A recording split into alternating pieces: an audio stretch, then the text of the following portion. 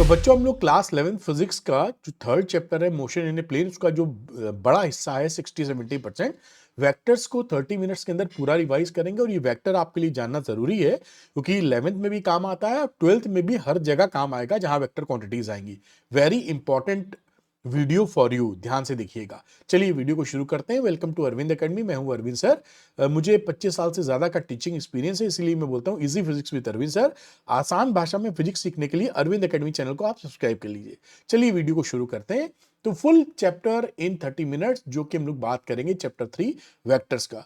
कई बच्चे ऐसा पूछते हैं कि सर जो आप पढ़ा रहे हैं उसका अगर उनको पीडीएफ मिल जाए तो बड़ी आसानी होगी।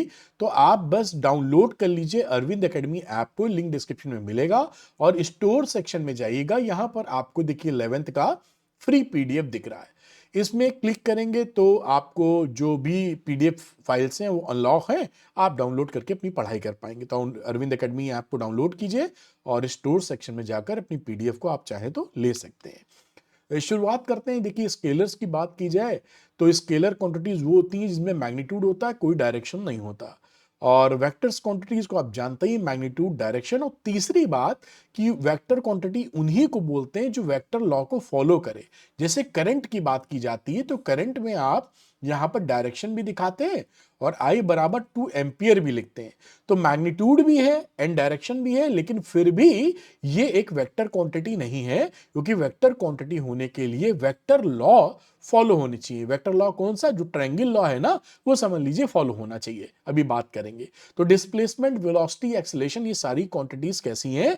ये वेक्टर क्वांटिटीज है बेटा। और वॉल्यूम, टाइम, मास, डिस्टेंस, ये सारी स्केलर क्वांटिटीज है। जो आप ज्योमेट्रिकली जो वेक्टर दिखाते हैं उसका तरीका क्या होता है? आप एक वेक्टर स्टार्ट करते हैं, जहां से स्टार्ट करते हैं उसको बोलते हैं टेल, और जहां तक ले जाते हैं उसको बोलते हैं हेड, सिंपल भाषा में। अदरवाइज इसका इनिशियल पॉइंट और इसको बोलते हैं टर्मिनल पॉइंट। और इसकी ये दिशा दिखा दिया और इसकी लंबाई जो होती है वो इसका मान लीजिए ओ ए है, तो इसका ओ ए जो होता है दूरी, डिस्टेंस, वो मैग्नीट्यूड दिखाता है। तो लंबाई डिस्टेंस दिखाती है और डायरेक्शन, इस एरो हेड का जो डायरेक्शन है वो आपको डायरेक्शन बता देता है इस वेक्टर का।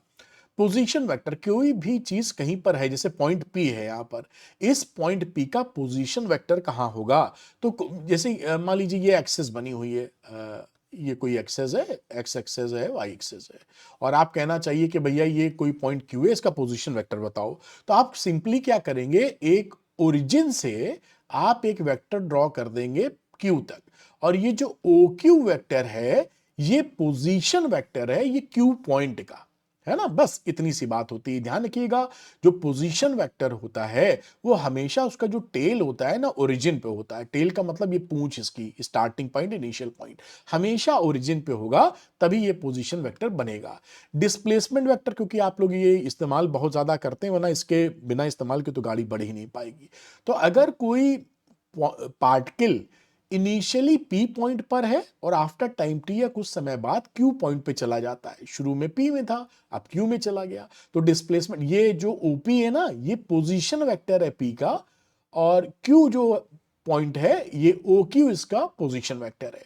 तो ये जो पी से क्यू आपको वेक्टर मिलता है, P से Q, इसे बोलते हैं डिस्प्लेसमेंट वेक्टर। तो PQ is the displacement vector from initial to final point. इसे आप पकड़ के रखिए बेटा। टाइप्स ऑफ वेक्टर्स की बात करें तो दो वेक्टर को इक्वल वेक्टर्स तब बोलते हैं जब उनके इक्वल मैग्नीट्यूड और डायरेक्शन सेम हो। तो ये देखिए दोनों के मैग्नीट्यूड भी इक्वल है, लंबाई और डायरेक्शन भी, तो आप बोलेंगे एक वेक्टर दूसरे वेक्टर के एकदम बराबर है। निगेटिव ऑफ द वेक्टर का मतलब क्या होता है? निगेटिव ऑफ द वेक्टर का मतलब होता है मैग्नीट्यूड तो सेम है, देखिए सेम मैग्नीट्यूड, लेकिन दोनों का डायरेक्शन विपरीत है, तो वो आप a is equal to minus B vector बोल देते हैं। इसका मतलब है कि एक वेक्टर दूसरे वेक्टर का निगेटिव है, तो इसे निगेटिव ऑफ द वेक्टर आप बोल देंगे, कोई इशू की बात नहीं है। आगे मॉडुलस ऑफ वेक्टर, तो देखिए जब भी आप मॉडुलस लेते हैं किसी वेक्टर का तो उसे आप बोलते हैं मैग्नीट्यूड ऑफ वेक्टर ए। तो ये बेसिकली प्रिसाइसली या स्पष्ट तौर पे हमेशा मैग्नीट्यूड के लिए ऐसा लिखा जाना चाहिए जिससे ये पता चल सके कि ये वेक्टर क्वांटिटी का मैग्नीट्यूड है। लेकिन जनरली इतना लिखते नहीं है हम लोग, और किताबों में भी कई जगह नहीं लिखा होता, सिंपल ए लिख देते हैं। तो इसका मतलब क्या है? उस वेक्टर का मैग्नीट्यूड कितना है। Unit vector very very important, वो वेक्टर जिसका मैग्नीट्यूड 1 हो उसे हम बोलते हैं यूनिटी वेक्टर या यूनिट वेक्टर। हमेशा आप देखेंगे जो यूनिट वेक्टर होता है हमेशा डायरेक्शन देने काम आता है। तो ये हमें किसी भी वेक्टर को अगर इस किसी भी क्वांटिटी को इस यूनिट वेक्टर से आप मल्टीप्लाई कर देंगे तो उसको डायरेक्शन मिल जाती है, ये ध्यान रखिएगा। तो इसको रिप्रेजेंट कैसे करते हैं, इसे ए वेक्टर का यूनिट वेक्टर निकालना है तो इसको ए कैप बोलते हैं, ये जो ऊपर लगा हुआ है कैप, टोपी लगी है इसके ऊपर। तो वेक्टर को उसके मैग्नीट्यूड से आप डिवाइड मार दीजिए, बस वो यूनिट वेक्टर आ जाएगा। तो ए वेक्टर को मैग्नीट्यूड से डिवाइड किया तो ए कैप, जिसे आप यूनिट वेक्टर बोलते हैं, ये किस काम में आएगा, ध्यान रखिएगा। हमेशा फिजिक्स में यूनिट वेक्टर हमेशा डायरेक्शन देने के काम आता है बेटा। तो फिक्स्ड वेक्टर बेटा क्या होता है, फिक्स्ड वेक्टर वो होता है जिसका इनिशियल पॉइंट फिक्स्ड होता है। जैसे कि हमने पोजीशन वेक्टर की बात की थी, तो पोजीशन वेक्टर में क्योंकि वो हमेशा उसका जो स्टार्टिंग या इनिशियल पॉइंट है वो ओरिजिन पे ही रहेगा, है ना, तो ये फिक्स्ड वेक्टर है। फ्री वेक्टर क्या होता है, ऐसे वेक्टर जिनको पैरेलली आप मूव कर सकते हैं। पैरेलली मतलब इसका एंगल नहीं बदलिए, सरका के यहां भी ले आएंगे तो भी ये वेक्टर कहलाएगा free vector. Displacement velocity vector free vectors होते हैं। अब कोलिनियर वेक्टर्स क्या होते हैं बेटा, तो कोलिनियर वेक्टर्स होते हैं आइदर या तो वो सेम डायरेक्शन में हो या किसी एक पैरेलल वेक्टर के पैरेलल हो। दो तरह के कोलिनियर वेक्टर आपको मिलते हैं, थोड़ा ध्यान रखिएगा। जो आप नॉर्मली जो चीजें पढ़ते हैं, अभी तक पढ़े कोलिनियर वेक्टर वाली, वो ऐसा पढ़ते थे ए बी सी, ये 3 पॉइंट अगर एक डायरेक्शन में हो तो कोलिनियर बोले जाते हैं। यहां पर एक वेक्टर दूसरे वेक्टर की सीध में हो तो कोलिनियर तो होगा ही, और अदरवाइज पैरेलल भी हो तो भी कोलिनियर बोलेंगे। कहने का मतलब है दोनों वेक्टर किसी एक लाइन के पैरेलल अगर हो जाएं तो वो बोले जाते हैं कोलिनियर वेक्टर। कोलिनियर वेक्टर दो प्रकार के होते हैं, एक होता है लाइक या पैरेलल वेक्टर्स। तो ए और बी, इसमें मैग्नीट्यूड सेम होना जरूरी नहीं है। ये देखिए ए और बी का डायरेक्शन सेम है, ये एक ही डायरेक्शन है तो लाइक वेक्टर्स हो गए, और इसी के सीध में है तो भी वो पैरेलल या लाइक वेक्टर्स है।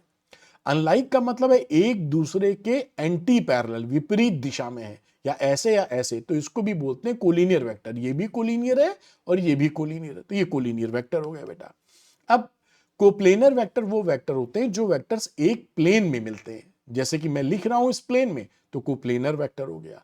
को इनिशियल वेक्टर कौन से, जिनकी स्टार्टिंग पॉइंट सेम होता है, जैसे ए बी सी का जो स्टार्टिंग पॉइंट है वो सेम है, इसीलिए इसको बोलते हैं को इनिशियल वेक्टर। को मतलब साथ में, इनिशियल मतलब जहां से स्टार्ट करते हो। को टर्मिनस वेक्टर, को मतलब होता है साथ में, टर्मिनस जहां खत्म होते हैं। तो जहां पर इनका एरो हेड होता है उन वेक्टर को बोलते हैं को टर्मिनस वेक्टर्स। जीरो वेक्टर या नल वेक्टर, तो ये नल वेक्टर का फिजिक्स में बड़ा इंपॉर्टेंट रोल रहता है। ये नल वेक्टर जो होता है वो ये बताता है कि उसका मैग्नीट्यूड 0 है और डायरेक्शन या तो किधर भी नहीं है या हर तरफ है, जो आप मानना चाहिए। एक वेक्टर में से दूसरा वेक्टर, सेम वेक्टर अगर घटाओगे तो वेक्टर क्वांटिटी ही मिलती है। नॉर्मली तुम लोग लिख देते हैं a माइनस ए बराबर 0, लेकिन अगर पक्की तौर पे बात करें तो a माइनस ए का रिजल्ट तो एक वेक्टर क्वांटिटी होनी चाहिए 0, तो एक गिनती है, इसीलिए ये नल वेक्टर बनाया गया है। अब फिजिक्स में इसका फिजिकल सिग्निफिकेंस भी है। खैर, जैसे पोजीशन वेक्टर, कोई भी बॉडी अगर किसी पॉइंट पर लाई कर रही है और रुकी हुई है, ये मान लीजिए ओ है एक्स वाई, टाइम बदलने के साथ ये कहीं मूव नहीं कर रही है, तो इसका डिस्प्लेसमेंट कितना होगा, नल वेक्टर, कहीं जा ही नहीं रही, कहीं यहीं पड़ी हुई है। खैर, और बाकी अगर किसी वेक्टर में नल वेक्टर जोड़ो तो ए ही रहता है, और नल वेक्टर में किसी भी स्केलर क्वांटिटी से मल्टीप्लाई करेंगे तो नल वेक्टर ही रहेगा, और अगर 0 से किसी वेक्टर को मल्टीप्लाई करोगे तो भी नल वेक्टर आ जाता है। तो multiplication of A vector by a real number, आप किसी गिनती से अगर किसी वेक्टर को मल्टीप्लाई कर रहे हैं, अगर आप वो गिनती पॉजिटिव है और जितनी भी इसे 2 से मल्टीप्लाई किया तो ये वेक्टर डबल हो जाएगा। अगर हाफ से मल्टीप्लाई किया होता तो ये वेक्टर आधा हो जाता है। कुल मिला के ये डायरेक्शन सेम रहेगा क्योंकि ये पॉजिटिव क्वांटिटी है। अगर आप किसी नेगेटिव क्वांटिटी से मल्टीप्लाई करते हैं तो वेक्टर का डायरेक्शन उल्टा हो जाता है और उतने गुना हो जाता है। जैसे ए वेक्टर इधर था, -3 से मल्टीप्लाई किए तो उसकी अपोजिट डायरेक्शन में -3 हो गया। तो इस तरह से multiplication bye a real number से मल्टीप्लाई करके आता है। ऑपरेशन ऑफ टू वेक्टर्स, तो ऑपरेशन का मतलब होता है दो वेक्टरों को आपस में जोड़ना, घटाना, गुणा, भाग। बेसिक तो यही हम लोग जानते हैं कि बेसिक ऑपरेशंस। तो हम देखेंगे वेक्टर का जोड़ना, घटाना और गुणा भाग कैसे किया जाता है, जबकि जो डिवीजन है ना वो वेक्टर का डिफाइंड नहीं होता। तो डिवीजन के बारे में चर्चा, एक वेक्टर को ना आप सीधी तौर पे दूसरे वेक्टर से डिवाइड नहीं कर सकते हैं, तो इसकी तो कोई चर्चा करेंगे नहीं हम लोग, क्योंकि पॉसिबल नहीं है। इन तीन की चर्चा एक एक करके करेंगे कि भाई कैसे किया जाता है। तो आइए समझते हैं कि एडिशन या कंपोजिशन ऑफ वेक्टर्स, यानी दो वेक्टर को आपस में जोड़ते कैसे हैं। तो वेक्टर को ऐड करने का मतलब होता है वेक्टर का रिजल्टेंट निकालना। किन्हीं भी दो वेक्टर को जब आप ऐड कर रहे होते हो ना, तो इसका मीनिंग क्या है? इसका मीनिंग है उसका आप रिजल्टेंट निकाल रहे हो। तो या उसको कंपोजिशन ऑफ वेक्टर्स भी बोलते हैं। ए एंड बी का कंपोजिशन इन रिजल्टेंट क्या है ये। अब देखिए इसके जोड़ने के तीन मेजर तरीके हैं। ये ज्योमेट्रिली हम बात कर रहे हैं, ज्योमेट्रिली यानी बनाकर ज्योमेट्री के हिसाब से आप किस तरीके से इनको जोड़ेंगे। तो पहला होता है ट्रायंगल लॉ, अभी हम बात करते हैं। दूसरा पैरेललोग्राम, तीसरा पॉलीगन लॉ। तो वेक्टर एडिशन ज्योमेट्रिकली ऐड करने के तरीका, ऐड का मतलब है उनका रिजल्टेंट निकालने का तरीका। तो पहला होता है ट्रायंगल लॉ। जब दो वेक्टर को हमें जोड़ना होता है तो हम क्या करते हैं, मान लीजिए ये ए और बी को हमको जोड़ना है, तो हम पहले एक पॉइंट से ए को स्टार्ट कर लेंगे इसी डायरेक्शन में बनाते हुए, ओ ए ऐसे, और इसी के बी के पैरेलल अब जहां पर ये खत्म हुआ है, जहां इसका टर्मिनल पॉइंट है, वहां से बी को ऐसे स्टार्ट कर देंगे।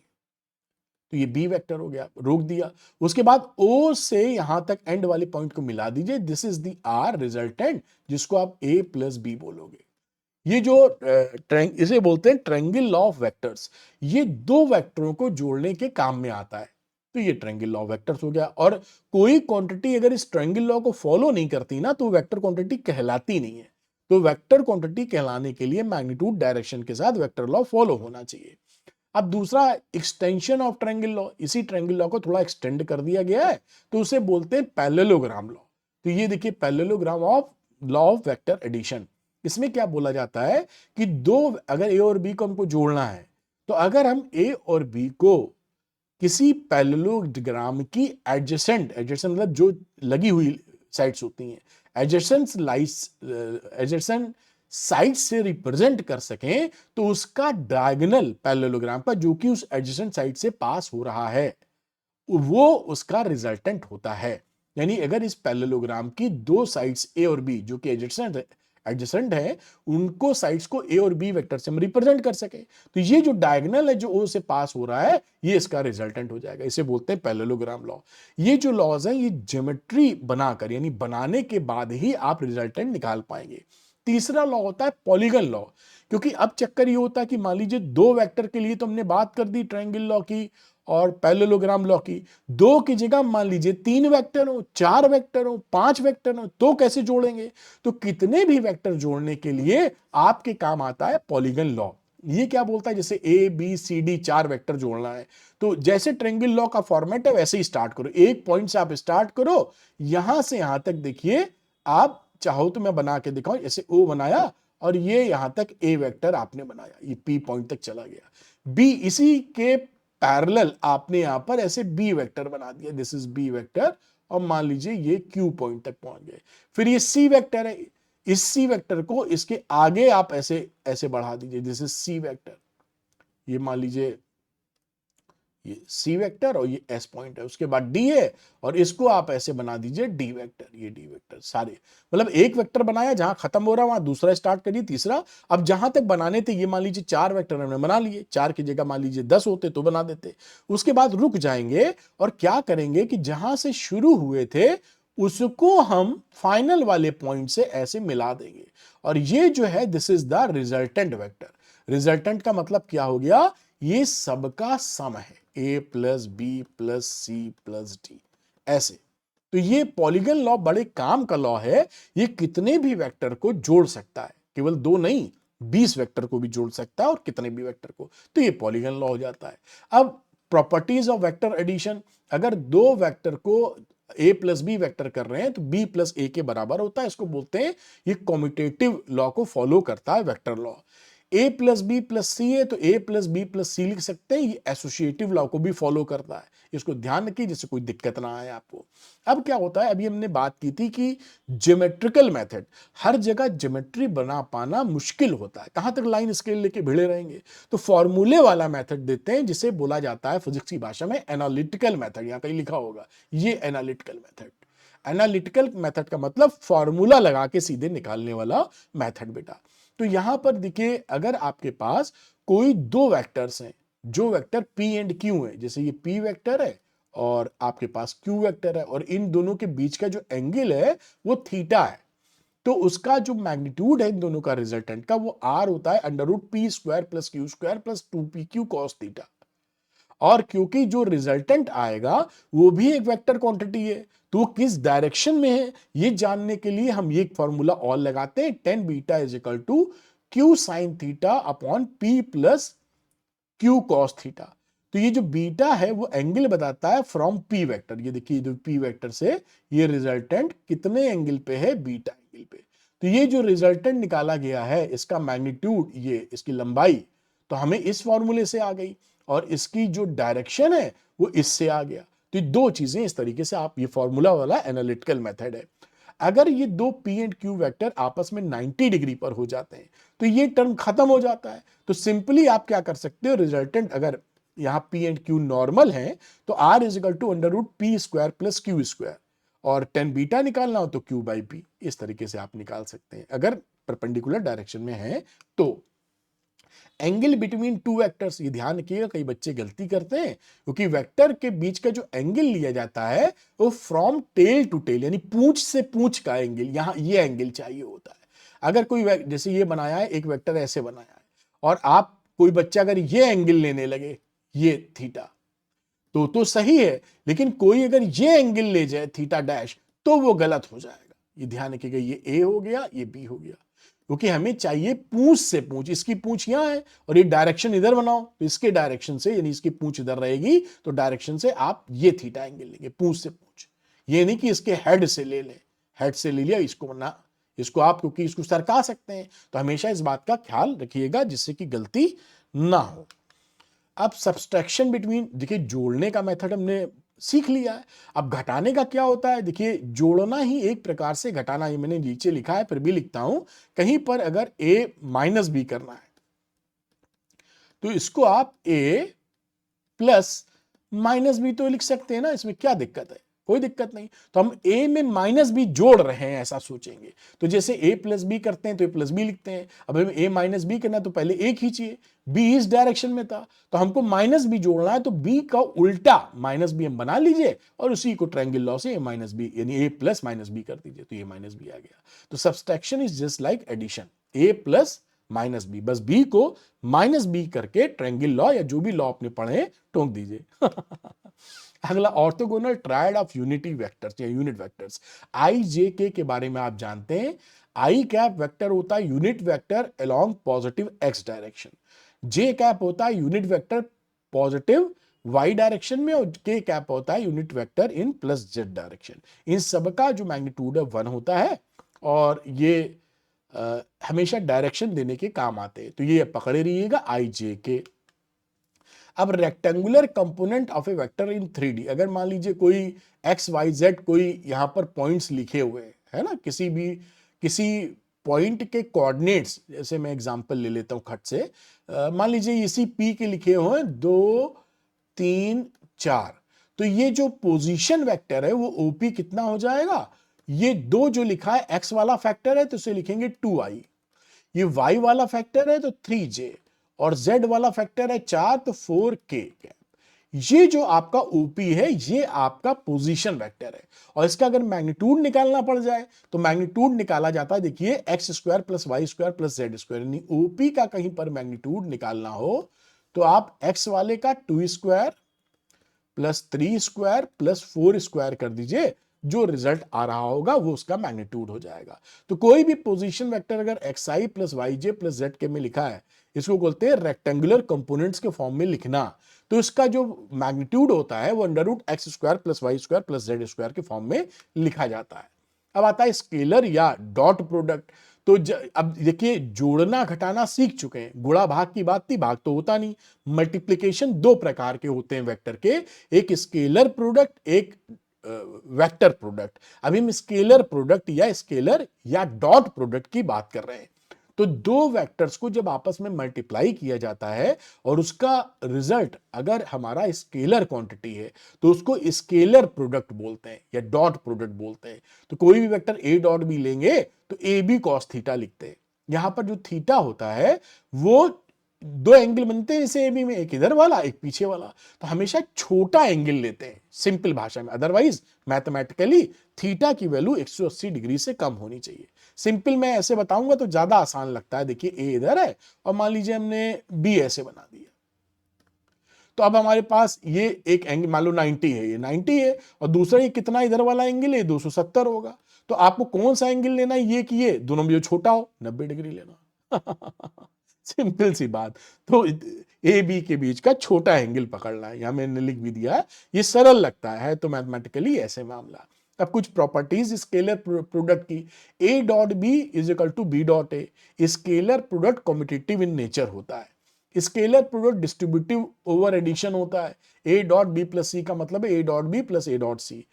अगर दो परपेंडिकुलर वेक्टर्स हैं तो उनका स्केलर प्रोडक्ट जीरो होता है। ए डॉट बी मतलब ए बी कॉस थीटा, और क्योंकि कॉस 90 जीरो हो जाएगा इसलिए ये जीरो हो जाता है। ए बी अगर पैरेलल वेक्टर्स है तो मैक्सिमम वैल्यू आती है। ए डॉट बी का मतलब ए बी कॉस जीरो, क्योंकि पैरेलल है, कॉस जीरो मैक्सिमम वैल्यू होती है 1, तो ये ए डॉट बी का मतलब ए बी हो जाएगा। तो जब परपेंडिकुलर है तो dot product will be zero, और जब पैरेलल है तो dot product will be maximum A into B.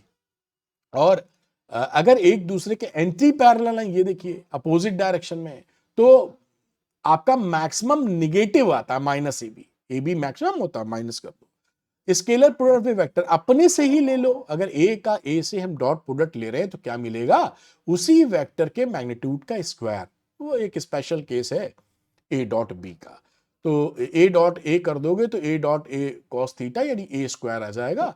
इसी बेसिस पे देखें अगर आप, तो जो यूनिटी वेक्टर्स होते हैं I dot I, J dot J, के डॉट के, उसकी वैल्यू हो जाती है 1, क्योंकि इसके मैग्नीट्यूड का स्क्वायर तो 1 का स्क्वायर तो 1 ही होता है।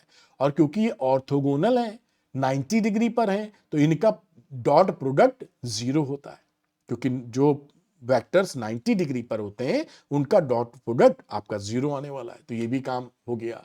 आगे अगर कोई दो वेक्टर्स को आप वो ले रहे हो स्केलर प्रोडक्ट, तो A X into B X plus A Y into B Y plus A Z into B Z से आप निकाल पाओगे। तो इस तरीके से आप ले लेते हो। कॉस थीटा निकालना है तो A dot B upon A upon B, इस तरीके से इनके बीच का एंगल ले सकते हो आप। बात समझ में आपके आई होगी। मैं एक छोटा सा एग्जांपल ले लेता हूं, ये बात तब ज्यादा कनेक्ट होती है। मान लीजिए एक वेक्टर है ए, इसको मैं लिख देता हूं 2i plus 3j plus 4k लिख दो बेटा। एक वेक्टर ले लेते हैं बी और इसको लिख देते हैं हम लोग 5i plus 6j plus 7k। कहीं आपको ए डॉट बी निकालना पड़ जाए अगर, तो सिंपल क्या करना है, एक्स वाले यानी 2 को 5 से मल्टीप्लाई कर दो। तो 2 में लिख देता हूं 2 इंटू 5 प्लस 3 को जे वाले से तो 3 इंटू 6 प्लस 4 इंटू 7, बस काम खत्म। ये वैल्यू 10 हो गई और ये जितनी भी आ रही है 18 और ये आ गई 28। अब जोड़ दीजिए आप इसको, ये 10 20 28 और 28, 28 का डबल मेरे ख्याल से 56 आ जाएगा, है ना। तो ये 56 इसका आंसर आ गया। ये कहने का मतलब था इसका, आप ज्यादा इसमें दिमाग लगाने की जरूरत नहीं पड़ती, ऐसे निकाल सकते हैं। अब वेक्टर या क्रॉस प्रोडक्ट, आप कहते हैं कि दो वेक्टर को अगर आप मल्टीप्लाई कर रहे हो और उसका रिजल्ट अगर वेक्टर क्वांटिटी है तो उसे बोला जाता है कि वो वेक्टर प्रोडक्ट है या क्रॉस प्रोडक्ट है। देखिए वहां पे डॉट की बात की थी, तो डॉट स्केलर प्रोडक्ट, और ये क्रॉस की, तो ए क्रॉस बी जब आप लेंगे तो ए बी साइन थीटा ये तो होता है मैग्नीट्यूड इतना, और क्योंकि डायरेक्शन भी देना है, हमने बोला वेक्टर होना चाहिए, तो डायरेक्शन के लिए एक यूनिटी वेक्टर लगा देते हैं, यूनिट वेक्टर एन कैप। अभी एन कैप की जो डायरेक्शन होती है वो राइट हैंड रूल से निकाला जाता है, राइट हैंड स्क्रू रूल से। राइट हैंड स्क्रू रूल अभी मैंने आगे बता रखा है यहां पर, शायद मैं अभी आपको समझा दूंगा, कोई दिक्कत नहीं, बहुत आसान होता है। लेकिन ये राइट हैंड स्क्रू रूल आना बहुत जरूरी है, क्योंकि वेक्टर इसके बिना हैंडल नहीं कर पाएंगे आप। ये जो एन कैप होता है ना, ये नॉर्मल ए वेक्टर से भी 90 डिग्री पर होता है, बी वेक्टर से भी 90 डिग्री पर होता है। तो N cap is the normal unity vector perpendicular to A and B, या कह सकते हैं कि ए एंड बी जो प्लेन बना रहे हैं उन दोनों के परपेंडिकुलर है। और थीटा जो उसके बीच का एंगल है, अगेन वो छोटा वाला एंगल लेना है, यानी ए बी के बीच में एक पीछे का एंगल बनता है, एक आगे का, तो छोटा वाला लेना, पकड़े रहिएगा। अच्छा, अब ये बात मैंने समझा दी। एन कैप की कहीं पर वैल्यू निकालनी पड़ जाए तो यहीं से ए क्रॉस बी और ए क्रॉस बी के मैग्नीट्यूड से डिवाइड कर दीजिए तो यूनिटी वेक्टर आ जाएगा। और आपको जैसे मैंने बताया कि कहीं पर लिखना पड़े, अगर मान लो जरूरत पड़ जाए, तो ए क्रॉस बी का जो मैग्नीट्यूड होता है बेटा, वो क्या है, ए बी साइन थीटा। ये ध्यान रखिएगा, इसमें कई बच्चे पता नहीं क्यों कंफ्यूज होते हैं, क्योंकि ये वेक्टर है, उसका मैग्नीट्यूड इतना, ये डायरेक्शन के लिए, सिंपल एज दैट। अब आता है यहां पर कि भाई डायरेक्शन ए क्रॉस बी का कैसे निकालोगे। तो आपको क्या करना होता है, राइट हैंड लेना है। राइट हैंड स्क्रू रूल है, लेकिन स्क्रू वाला कंफ्यूजन करता है। वो कहते क्या है, बता देते हैं कि स्क्रू को अगर ए क्रॉस बी निकालना है तो एक स्क्रू मतलब पेंच को ए से बी डायरेक्शन में घुमाइए। पेंचकस देखे होंगे ना आप, तो घुमाइए, तो जिस डायरेक्शन में पेंच आगे बढ़े वो डायरेक्शन ए क्रॉस बी का होता है। अब ये क्योंकि कई लड़कियां तो जिंदगी में स्क्रू टाइटे ना किए होंगी, पढ़ना तो सबको है, कई लड़के भी आजकल नहीं करते, मुझे तो पसंद है, खुरापात हम करते रहते हैं। तो उसके लिए क्या सिंपल चीज, राइट हैंड लीजिए और ए क्रॉस बी के लिए पंजे को ए डायरेक्शन में फैला दीजिए और बी की तरफ मोड़िए, ए क्रॉस बी। तो अंगूठा जिस डायरेक्शन में है वो ए क्रॉस बी का डायरेक्शन दे देगा। ये सिंपलेस्ट वर्जन होता है राइट हैंड स्क्रू रूल का। ए से बी की तरफ, अगर बी क्रॉस है तो बी से ए की तरफ, अंगूठा जिधर जा रहा है। उम्मीद है बात पकड़ पाए। यही चीज बताइए, ए क्रॉस बी निकालने के लिए अंगूठा ऊपर था, तो this is the direction of N cap. काम खत्म। अब इसकी प्रॉपर्टीज देखिए, तो वेक्टर प्रोडक्ट एंटी कम्यूटेटिव होता है। आपने देखा था कि A dot B B dot A के बराबर होता है, लेकिन यहां A cross B minus B cross A के बराबर होता है, सीधे नहीं। Vector product distributive over addition, आपने देखा था कि जो डॉट प्रोडक्ट है वो भी डिस्ट्रीब्यूटिव ओवर एडिशन है, ये भी डिस्ट्रीब्यूटिव है। ए क्रॉस बी क्रॉस सी का मतलब सिंपल आप ए क्रॉस बी प्लस ए क्रॉस सी कर सकते हैं। कई बच्चे सोचते हैं इसमें कौन सी बड़ी बात, हम तो रियल नंबर में करते हैं सर, कि 2 लिखा है, इंटू लिखा है 3 + 4, तो हम तो हमेशा ऐसे कर देते हैं, है ना, इसमें कौन बड़ी बात है। लेकिन जानते हो, जब फिजिक्स में या मैथ्स में चीजें आप पढ़ते हो तो इसके लॉज होते हैं, जब ये वो फॉलो किए जाते हैं तब हम इसको ऐसा ऑपरेशन कर सकते हैं, अदरवाइज नहीं। हर क्वांटिटी को ऐसा नहीं कर सकते, इस बाई चांस ये फिट हो रहा है रियल नंबर में। खैर चलो आगे बढ़ते हैं।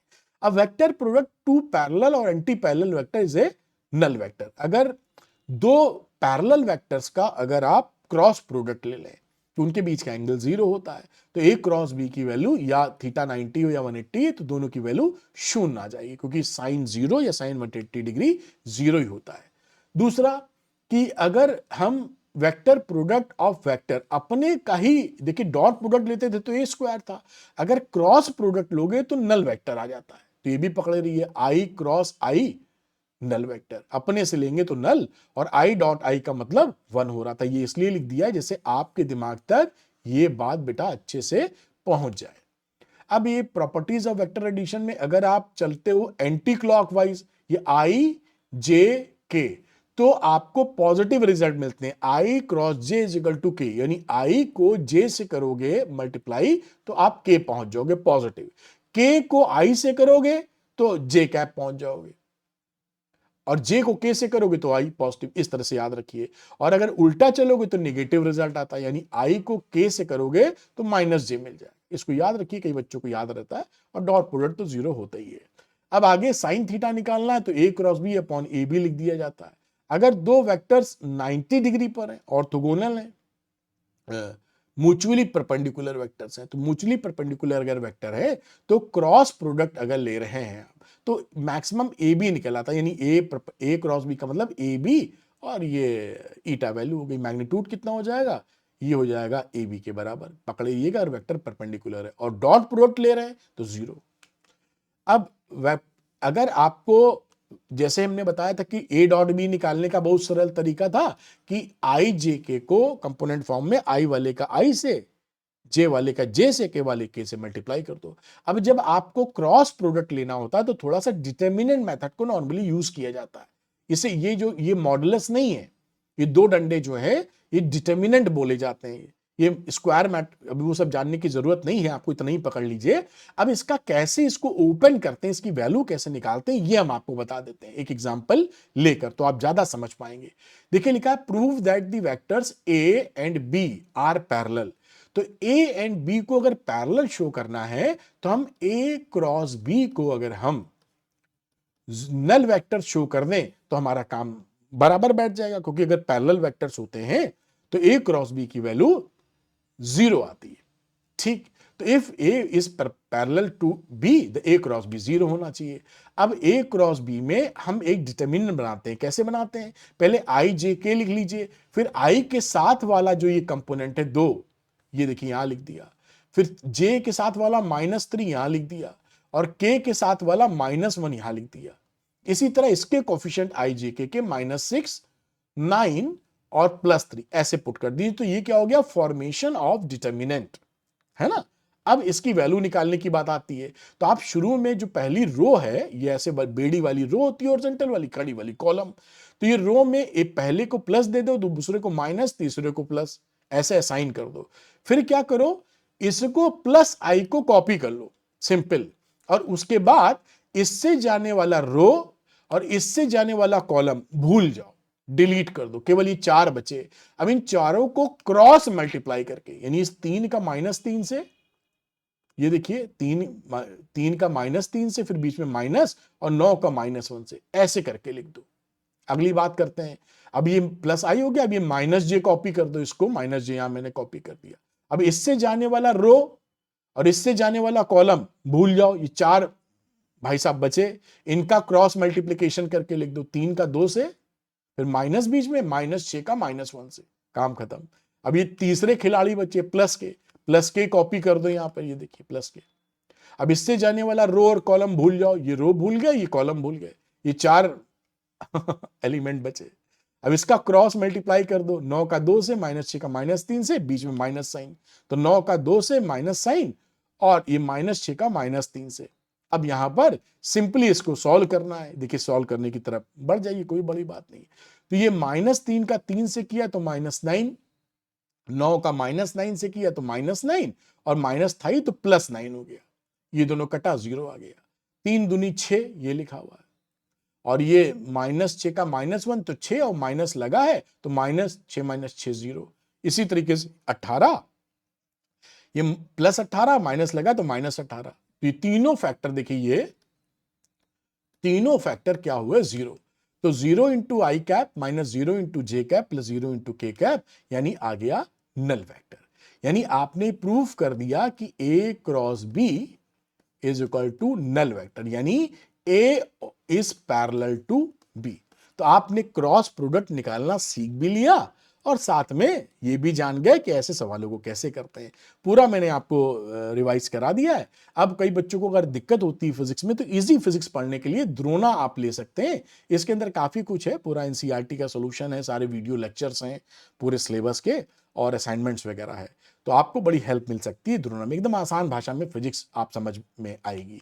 अगर जो बच्चे लेना चाहते हैं वो अरविंद एकेडमी ऐप को डाउनलोड कर लीजिए, लिंक डिस्क्रिप्शन में मिलेगा। स्टोर सेक्शन में जाइए, वहां पर आपको क्लास 11 का द्रोणा मिल जाएगा, लेकर अपनी पढ़ाई को आगे बढ़ा सकते हैं। मुझे कमेंट करके बताइएगा कि ये वीडियो आपको कैसा लगा, और पसंद आया हो तो लाइक कीजिएगा, साथ में कमेंट जरूर कीजिएगा, जिससे मुझे आइडिया हो कि मैं जो मेहनत कर रहा हूं वो राइट डायरेक्शन में कर सकूं। और हाँ, अरविंद एकेडमी चैनल को सब्सक्राइब करना मत भूलिएगा। Easy physics with Arvind sir. Thank you very much, wish you all the best.